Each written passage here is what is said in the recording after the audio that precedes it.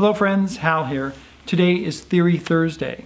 Last week I showed you, what did I do last week? I don't even remember what I did last week. I did show you the grand staff. It looks like this. And it does have notes going from the bottom all the way to the top. Should you know those notes? Well, you know, you can play the guitar, you can be a good musician without knowing any notes whatsoever, and that's okay. But there is a time in your progression as a musician that you get stagnant, that things just get boring or things don't move along. And part of it has to do with your knowledge and your understanding of the instrument, of music itself, and of how things work. Because music is a language. When you grow up in a country and you speak the language, and by the time you're 5 years old, you can speak the language, and most people can't read or write, it takes years to learn those things. And the same thing with music. It takes years to learn how to play, how to read. Don't be discouraged about that. Just understand that that's the way it is. I've got videos about learning the notes on your guitar. There's a video about learning the notes on your E string and on your A string. This is very critical. And the staff is very important because if you want to communicate something to someone, you write it down and you hand it to them. Or you write it in the computer and send it to them or whatever. Music notation is to help us to communicate ideas, musical ideas, to other people. Let's look at your tab sheet. You'll notice that right here on the top line, if you were to number those lines from 1 to 6, you'd number them down. 1, 2, 3, 4, 5, 6, from the top to the bottom. Now, if we look at your guitar, if we go from the top to the bottom, string number 1 is the high string on top. 1, 2, 3, 4, 5, 6. Now, this corresponds with the tab sheet. So the top string right here corresponds with the top line in the tab. One of the things you need to understand about learning an instrument, learning the guitar, learning any instrument actually, is that there is no one way or no correct way or no perfect way to learn that instrument, to learn music. Everyone learns differently. Everyone has a different approach. If you hear that popping, that's my fire over there. Learning how to read music is great for some people. Learning how to play by ear is wonderful for some people. Some people naturally gravitate towards learning by ear and learning by rote. Learning by rote is having someone show them instead of writing it down and looking at like a diagram or a tablature or the written music. I'm here to tell you that it's okay if you want to read music, it's okay if you don't want to read music. But the best way to learn music very well over a long period of time, the best way to have fun is to learn the way you feel comfortable right now, but then do some uncomfortable things. Learn about reading music. Learn about the notes on your guitar and where they are. The notes on your E string and on your A string will help you with understanding bar chords. For instance, what are the names of those bar chords? D or A, E or B, because they correspond with the notes on the strings. Learning how to read music will help you in many different situations, talking with many different people.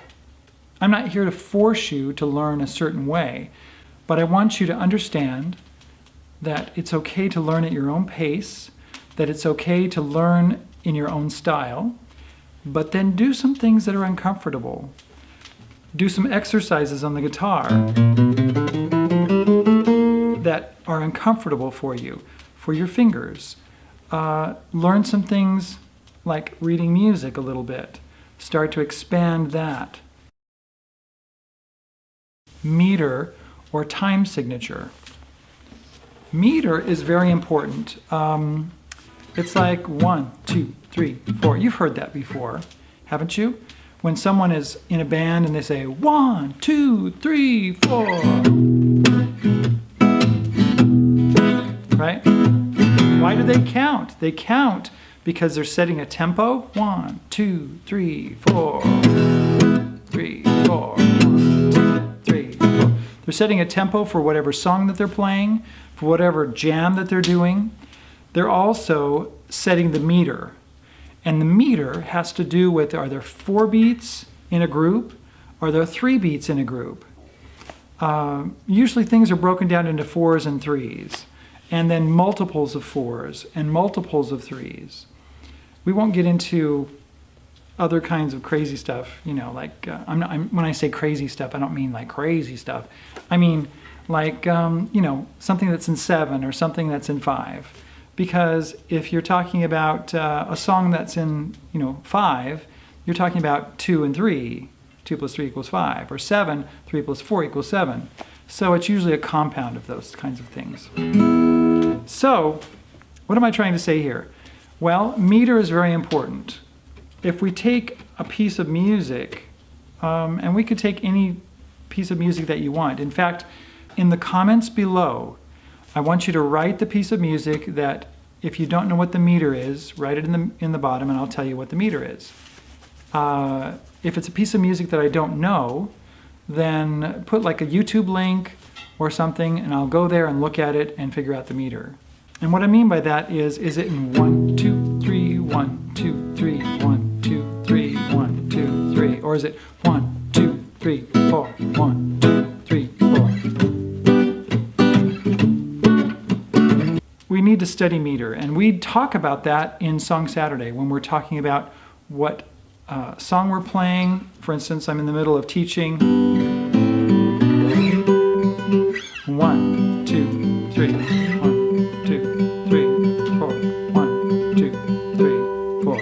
Blackbird singing in the dead of day. I think that's in 4. 1, 2, 3, 1, 2, 3, 4. Well, I don't know, it might change between 3/4 time and 4/4 time. I actually haven't even figured that out. Yes, I have. Let me go get my music. Aha! Blackbird. If you go to quailstudios.com, go into the lead sheet section, which is music, lead sheet, you will find this. It starts 3/4 time to 4/4 time. 3/4, 4/4. So this is really interesting. Blackbird changes time signature or changes meter back and forth. I never knew that when I first learned it.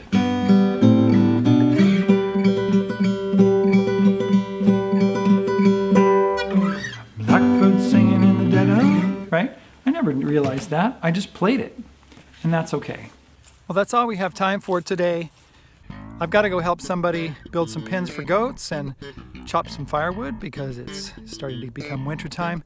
You can see by the trees right there, there's leaves going very quickly and it's getting cold. Did you come to Beginning Wednesday yesterday? Well, click on the box when it comes up here in a second and go back and see Beginning Wednesday. Come back and check us out next Thursday for Theory Thursday because we are going to continue with our discussions about music theory. And if you want to, you can start from the beginning of the playlist and you'll see that link come up also. See you later. Take care.